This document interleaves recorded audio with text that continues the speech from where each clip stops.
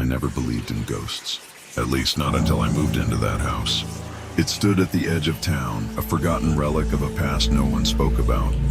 The kind of house people glanced at but never truly saw.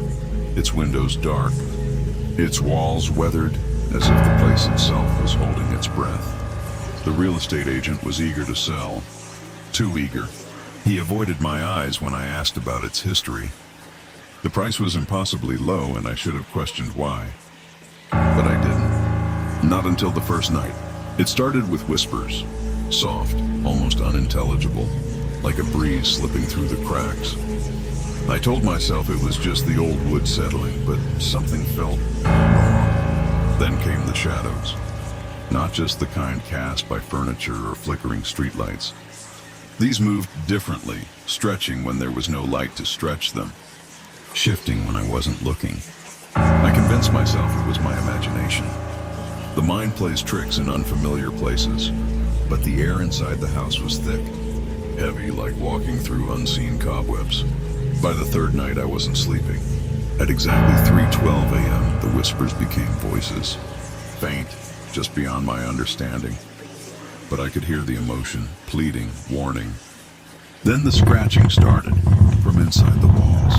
Slow at first, like the dragging of fingernails over wood. Then faster, desperate. I told myself it was rats. That's what I wanted to believe. But when I pressed my ear against the wall, I didn't hear scurrying. I heard breathing. The next morning, I found something I hadn't noticed before. An old, carved wooden panel near the staircase. It had been painted over, hidden. But the paint was peeling now, revealing something beneath. I scraped away at the edges, revealing carved letters. A name. Eleanor. The moment I spoke it aloud, the house exhaled. A slow, deliberate creak that rippled through the floorboards beneath my feet. That night, the whispers became a single voice, clear, sharp. Get out! The air turned frigid, breath visible in the darkness. The walls shuddered. And then, from the corner of the room, where no shadow should have been, she stepped forward. Her eyes were wrong. Too hollow, too dark.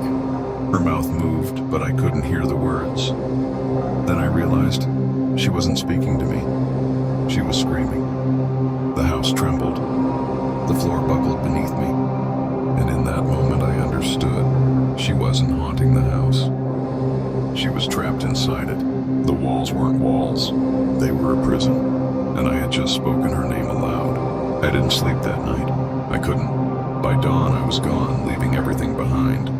The house still stands, empty again, waiting. And sometimes, on quiet nights when the wind dies down, you can still hear it. The whisper of a name. Eleanor.